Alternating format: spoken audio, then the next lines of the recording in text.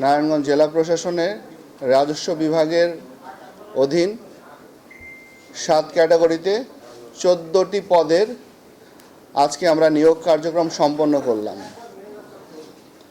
সরকারি চাকরিতে নিয়োগের বিষয়টি আসলেই সমাজে একটি পারসেপশন দাঁড়িয়েছে যদি এবং কিন্তু। আমরা আসলে সেই যদি কিন্তুর পারসেপশনটি ভাঙতে চেয়েছি। যেদিন আমরা আমাদের এই নিয়োগের কার্যক্রম শুরু করেছিলাম সেদিন আমরা প্রত্যয় নিয়েছিলাম যে এই নিয়োগ 112 টাকায় হবে। আজকে আমরা সেই নিয়োগ কার্যক্রম সম্পন্ন করেছি।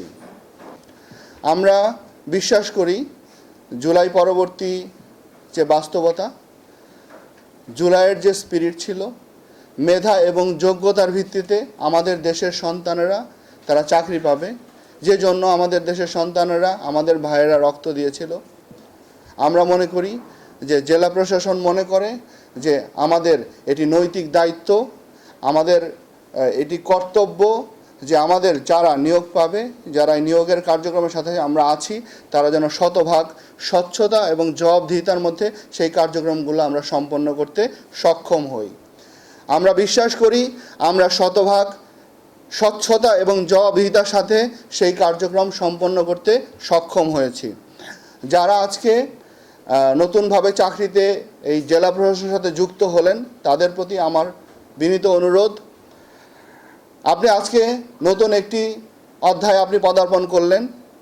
আপনি যখন জেলা প্রশাসনের কর্মচারী হিসাবে যুক্ত হলেন, তখন আপনার দায়িত্ব হচ্ছে আপনার সামনে যে সেবাগ্রহীতা আসবে তাকে, আজকে আপনাকে যেভাবে আমরা মেধা এবং দক্ষতার ভিত্তিতে আপনাকে সম্মান করেছি, আপনার চাকরি নিশ্চয়তা আপনি পেয়েছেন, আপনি আপনার সামনে যে ব্যক্তিটি দাঁড়াবে তার কাগজপত্র দেখে সে যেন কোনোভাবেই আপনার কাছ থেকে প্রতারিত না হয়, আপনি যেন তার সাথে শতভাগ ভালো আচরণ করেন এবং তার প্রতি আপনি যে ধরনের আচরণ আরেকজনের কাছে প্রত্যাশা করেন, আপনি তার সাথে সেই আচরণ করে তার কাজগুলো সমাধান করে দেন।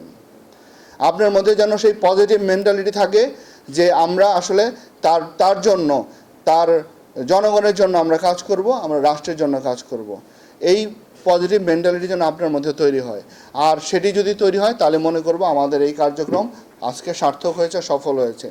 আমরা প্রত্যাশা করি যে আজকে যারা মিডিয়ার ভাইরা এসেছেন তাদের কাছে আমাদের অনুরোধ যে সরকারি চাকরিতেও স্বচ্ছতার মাধ্যমে, শতভাগ স্বচ্ছতার মাধ্যমে নিয়োগ কার্যক্রম সম্পন্ন হচ্ছে, এটি আমরা আজকে দেখিয়ে দিলাম এবং আজকে বিভিন্ন জায়গায় এটি হচ্ছে এবং এটি এখন আগামীতেও এই ধারাবাহিকতা যাতে বজায় থাকে এবং আমরা আসলে যে সমাজ গড়তে চাই যেখানে একটা সিস্টেম কাজ করবে, কেউ সিস্টেমকে কাজ করাবে না, আমরা সেই সমাজ প্রতিষ্ঠা করতে চাই।